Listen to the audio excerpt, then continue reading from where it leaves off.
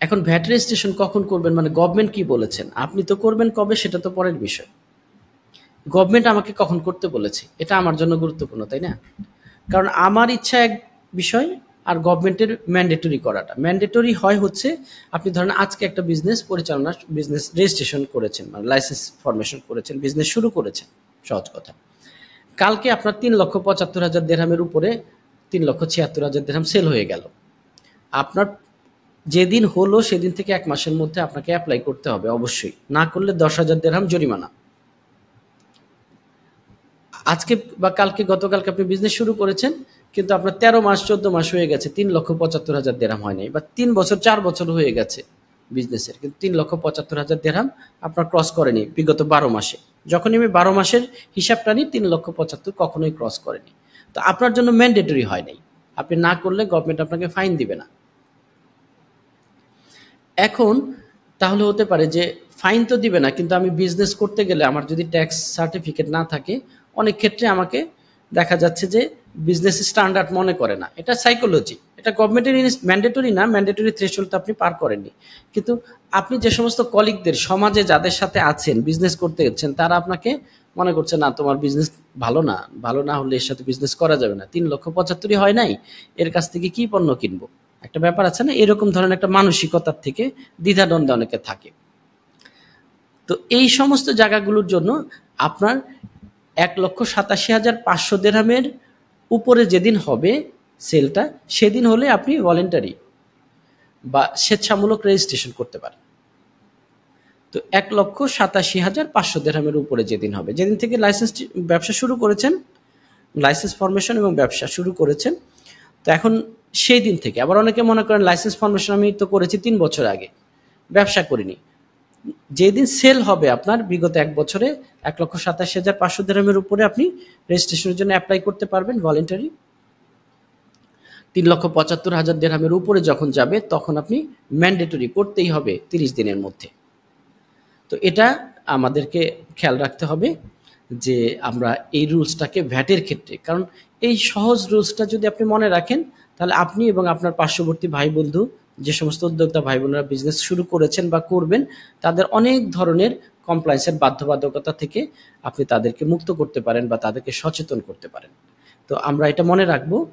এবং এটার ক্ষেত্রে আমি নিজের দিক থেকে একটা উত্তর দিয়ে দিচ্ছি যে অনেক ক্ষেত্রে রেজিস্ট্রেশন আপনি অনেক পরে করেছেন বা আপনার যোগ্যতা হয়েছে, এলিজিবিলিটি হয়েছে পরে, কিন্তু আপনি তো অনেক সময় ভ্যাট দিয়ে দিয়েছেন, তাই না? আপনি যখন কি বলে কোনো পণ্য পারচেস করেছেন, ইনপুট ভ্যাট আপনি দিয়েছেন, তাই না? তাহলে সেই ক্ষেত্রে আপনি কি হবে, মানে ওইটা রিক্লেম তো আপনি করতে পারছেন না অ্যাজ লং অ্যাজ আপনার রেজিস্ট্রেশন নাই বা ট্যাক্স সার্টিফিকেট নাই। এটা আপনি হোল্ড করবেন। ক্ষেত্রভেদে, অ্যাক্টিভিটি ভেদে আপনি কখনো কোনো 6 মাস 3 মাস পর্যন্ত এটা রিকভারি করতে পারবেন। তো এই ক্ষেত্রে আপনি জেনে নেবেন আপনার কনসালটেন্টের কাছ থেকে যে আপনার এই রিকভারি প্ল্যানটা আমার অ্যাক্টিভিটি অনুসারে কত হবে, বাট আপনারা প্রিভিয়াস যে আপনার কস্ট দিয়েছেন বা ভ্যাট দিয়েছেন সেটা রিকভারি করতে পারবেন আপনারা। ধন্যবাদ।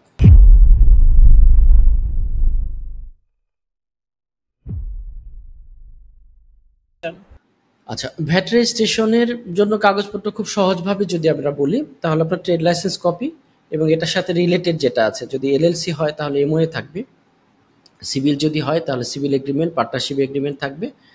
এই জাতীয় ডকুমেন্টসগুলো আপনাকে দিতে হবে। মনে রাখতে হবে আপনার এলএলসি বা পার্টনারশিপে যতবার মানে ইস্যু হওয়ার পর থেকে যতবার হাত বদল হয়েছে, যতগুলো এমওএ হয়েছে বা সিভিল এগ্রিমেন্ট হয়েছে, সবগুলো আপনাকে ধারণ করতে হবে। আপনি যখন এফডিএতে রেজিস্ট্রেশনের জন্য অ্যাপ্রোচ করবেন, সবগুলোই আপনার কাছে চাইবে। আর যেটা হচ্ছে এক্সিস্টিং পার্টনার যারা আছে তাদের Emirates ID copy, passport copy লাগবে। আর ব্যাংক স্টেটমেন্ট, এটা ম্যান্ডেটরি না, অনেকে এটা ম্যান্ডেটরি মনে করেন, ম্যান্ডেটরি না। ব্যাংক স্টেটমেন্ট না থাকলেও কোনো সমস্যা নেই, মানে ব্যাংক অ্যাকাউন্ট না থাকলেও আপনি অ্যাপ্লাই করতে পারবেন। টেনেন্সিটা, এটা কপিটা থাকতে হবে, কারণ সঠিক অ্যাড্রেসটাকেই করতে হয়, অনেক সময় অ্যাড্রেস প্রুফও চায়, এটা থাকতে হবে।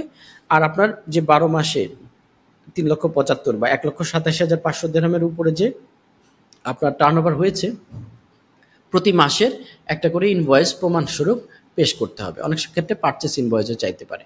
আর এগুলো না দিয়ে যদি আপনার এলপিওর উপরে আপনি অ্যাপ্লাই করে থাকেন, তাহলে এলপিওর কপিটা আপনাকে সরবরাহ করতে হবে।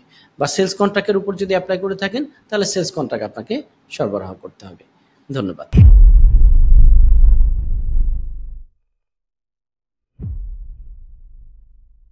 খুব গুরুত্বপূর্ণ প্রশ্ন। কারণ যারা আমরা ভ্যাট ট্যাক্স নিয়ে কথা বলছি, তো ভ্যাট ট্যাক্স নিয়ে যখন কথা বলছি সেক্ষেত্রে স্ট্যান্ডার্ডের হার আমরা জানি 5%। ইউইতে আমরা সংযুক্ত আরব আমিরাত নিয়ে কথা বলছি, 5% স্ট্যান্ডার্ডেড ভ্যাট, যেটা ভ্যালু এডেড ট্যাক্সটা। আবার কিছু পণ্য আছে যেগুলো আপনার জিরো রেটেড হতে পারে। একটা উদাহরণ যদি বলি, ডেজিগনেটেড জোনের ভেতরে ফ্রি জোন থেকে। আবার এক্সপোর্ট যদি করেন তাহলে এটা জিরো রেটেড হবে, ঠিক আছে। তারপরে কিছু শিক্ষা স্বাস্থ্য সেবায় এটা জিরো রেটেড হতে পারে, ঠিক আছে। টিকিট যদি আপনি করেন সেক্ষেত্রে আপনার ইন্টারন্যাশনাল টিকিটের ক্ষেত্রে জিরো রেটেড হয়, কিন্তু টিকিট ইন্টারন্যাশনালি যদি আপনি পারচেস করেন জিরো রেটেড হবে। আচ্ছা, আবার এক্সাম্পটেড কিছু হয় আপনার, মানে এক্সাম মানে ওখানে কোনো ভ্যাটই নিবে না। যেমন আবাসিক প্রকল্প ৩ বছরের বা ফার্স্ট হ্যান্ডকে আপনার কোনো ভ্যাট হয় না, এক্সাম্পটেড হয়। আর্থিক সেবা প্রতিষ্ঠানগুলো হতে পারে। জরুরি স্বাস্থ্য সেবা, গভর্নমেন্টের স্কুল, কলেজ, ইউনিভার্সিটি এবং সেই সাথে পাবলিক হেলথ রিলেটেড অথবা পাবলিক ওই পার্ক টার্ক হয় যেরকম, এ ধরনের অনেক কিছু আছে। এরপরও আপনারা যে বিজনেস যিনি করেন উনি স্পেসিফিক্যালি আমাদের সাথে বসে বা ট্যাক্স কনসালটেন্টদের সাথে বসে বলবেন আমার বিজনেস এটা, এখন আমাকে আরও ক্লিয়ারলি বলেন যে কোনটা কোনটা আমার জন্য এক্সাম্পটেড, কোনটা কোনটা জিরো রেটেড, কোনটা কোনটা আপনার স্ট্যান্ডার্ড রেটেড 5% ভ্যাট দিতে হবে। তো এই হচ্ছে তিনটা, 5%, 0% এবং এক্সাম্পটেড। এটার সাথে সাথে সম্পৃক্ত একটা উত্তর আমি দিতে চাই, সেটা হচ্ছে যে ইনভয়েসের মধ্যে আপনার এটা উল্লেখ থাকতে হবে যেটা স্ট্যান্ডার্ড রেটেড কিনা, জিরো রেটেড কিনা বা এক্সাম্পটেড কিনা, ইনভয়েসিং এর ক্ষেত্রে অবশ্যই উল্লেখ রাখতে হবে। আর এক্সাম্পটেড পণ্যের বিজনেস যদি আপনি করেন 100%, তাহলে কিন্তু আপনি ওই ভ্যাট যে ইনপুট ভ্যাট এটা রিকভারি করতে পারবেন না। অর্থাৎ পারচেসের উপর বা বিভিন্ন এক্সপেন্সে যে আপনি ভ্যাট দিচ্ছেন এটা আপনি রিকভারি করতে পারবেন না। তো তার মানে আপনি করবেন, অবশ্যই করবেন, কিন্তু এটা রিকভারির জন্য অ্যাপ্লাই করবেন না, করতে পারবেন না। এটা জেনেই বুঝেই করতে হবে আপনাকে, যদি 100% আপনি এক্সাম্পটেড পণ্যের, এক্সাম্পট পণ্যের উপরে আপনি করেন আর কি, সাপ্লাই করেন আর কি। ধন্যবাদ।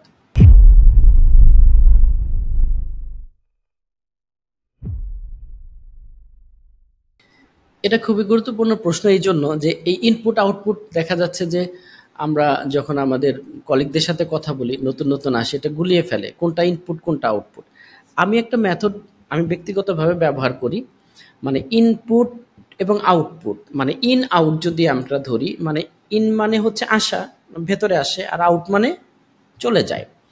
তো এখন আপনি যদি পণ্য সেল করেন, মানে বিক্রি করে দিয়েছেন, আমি শিলা রহমানের কাছে এই পেন্সিলটা বিক্রি করলাম, তার মানে কি পণ্যটা আউট হয়ে গেল আমার কাছ থেকে, আমি আমাকে ধরছি, তার মানে এটা হলো আউটপুট। আর যদি আমি শিলা রহমানের কাছ থেকে শিলার একটা পণ্য কিনলাম বা এটা নিয়ে নিলাম, তাহলে এটা পণ্যটা ইন হলো আমার কাছে। তার মানে আমি যদি পারচেস করি তাহলে আমাকে ইনপুট ভ্যাট দিতে হয়, আর যদি আমি সেল করি তাহলে আমাকে আউটপুট ভ্যাট দিতে হয়, তাই না? অর্থাৎ আমি বিক্রয়ের সময় পণ্যটা দিয়ে দিচ্ছি, তাহলে ওটা আউটপুট ভ্যাট, যে ভ্যাটটা। আর যে ক্রয়ের সময় আমি ভ্যাট দিচ্ছি, তো তখন আলটিমেটলি পণ্যটা আমার কাছে আসছে, অর্থাৎ পণ্যের এলো না গেলো ইন আউটের উপর ভিত্তি করে ইনপুট আউটপুট সাথে ভ্যাটটা অ্যাড করে দেবেন। এটা হলো সহজ মনে রাখার প্রসেসটা বললাম আর কি। আর বাকিটা যেটা হচ্ছে ইনপুট ভ্যাট ক্ষেত্রে, তো আমরা বুঝে বললাম যে ইনপুট মানে হচ্ছে যে আপনি যখন পণ্য ইন হলো কিনলেন, তখন এটা ইনপুট ভ্যাট, আপনি ভ্যাট দিয়েছেন। আর আউটপুট ভ্যাট মানে আপনি ভ্যাট নিয়েছেন পণ্যটা আউট করে দিয়ে জন্য, আউটপুট ভ্যাটটা আপনার গভর্নমেন্টকে দিয়ে দিতে হবে, ইনপুট ভ্যাট আপনি ক্লেম করতে করে নিয়ে নিতে পারবেন। এই হচ্ছে ইনপুট ভ্যাট এবং আউটপুট ভ্যাট। আশা করি বিষয়টি ক্লিয়ার হয়েছে।